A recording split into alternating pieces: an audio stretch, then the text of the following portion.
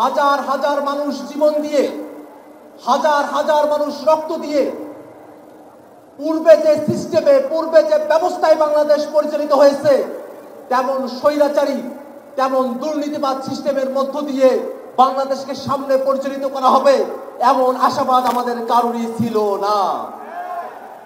নতুন যে বাংলাদেশ, এই বাংলাদেশ নতুন ব্যবস্থায় পরিচালিত হবে, নতুন সিস্টেমে পরিচালিত হবে। নতুন বাংলাদেশে কোনো দুর্নীতিবাজ, কোনো চাঁদাবাজ, কোনো টেন্ডারবাজের জায়গা হবে না। সুপ্রিয় উপস্থিতি, দীর্ঘ সময় ধরে বাংলাদেশ যে মুজিববাদী সংবিধান দিয়ে পরিচালিত হয়েছে, সেই মুজিববাদী সংবিধান বাংলাদেশে আর চলতে পারে না। নতুন সংবিধান প্রণয়নের জন্য অবশ্যই বাংলাদেশে গণপরিষদ নির্বাচন আয়োজন করতে হবে। সুপ্রিয় উপস্থিতি, বাংলাদেশে দুইটি পার্লামেন্টের কথা বলা হয়েছে, উচ্চ কক্ষ এবং নিম্ন কক্ষ।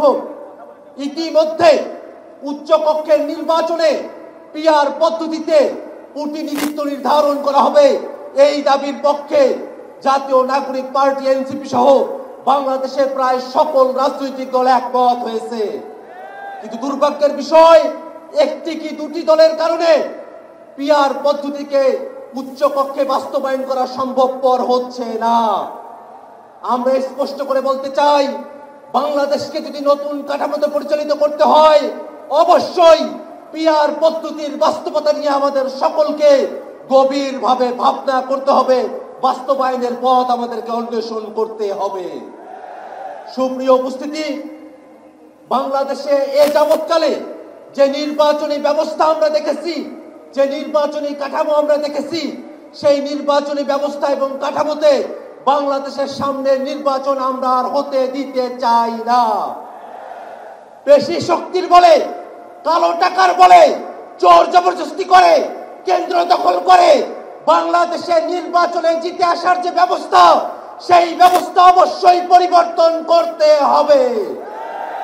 হাজার মানুষের জীবনের ভিতর দিয়ে যে নতুন বাংলাদেশ আমরা পেয়েছি, সেই বাংলাদেশকে আমরা আর কখনোই ব্যর্থতায় পর্যবসিত হতে দেব না। নতুন বাংলাদেশ যাতে প্রতিষ্ঠিত না হয়, সেই কারণে বিদেশি শক্তিগুলো তারা মাথাচাড়া দিয়েছে। আমরা স্পষ্ট করে বলতে চাই, বাংলাদেশের সংস্কারকামী জনতা, বাংলাদেশের সংস্কারপন্থী জনতা, আমরা সকলে ঐক্যবদ্ধ। বিদেশি হোক, দেশি হোক, কোন শক্তি বাংলাদেশের সংস্কারের আন্দোলনকে দাবায়ে রাখতে পারবে না। একই সাথে আজকের এই মহাসমাবেশের গুরুত্বপূর্ণ বক্তব্য হলো, বিগত 15 বছর ধরে বাংলাদেশের মানুষের উপরে যারা স্বৈরাচারী কায়দায় জুলুম করেছে, বাংলাদেশের মানুষের উপরে পিলখানা, শাপলা সহ 24-এর অভ্যুত্থানে গণহত্যা সংগঠিত করেছে, সেই সব গণহত্যাকারী আওয়ামী লীগ এবং তাদের দোসর, তাদের সকলকে বিচারের আওতায় নিয়ে আসতে হবে। সম্মানিত উপস্থিতি, বাংলাদেশের সংস্কার এবং বিচারের মধ্য দিয়ে নতুন বাংলাদেশ প্রতিষ্ঠিত হবে। সেই বাংলাদেশ প্রতিষ্ঠায় বাংলাদেশের সকল মুক্তিকামী জনতা ঐক্যবদ্ধ ভূমিকা পালন করবে, এই আশাবাদ ব্যক্ত করে আমি আমার সংক্ষিপ্ত বক্তব্য এখানে শেষ করছি।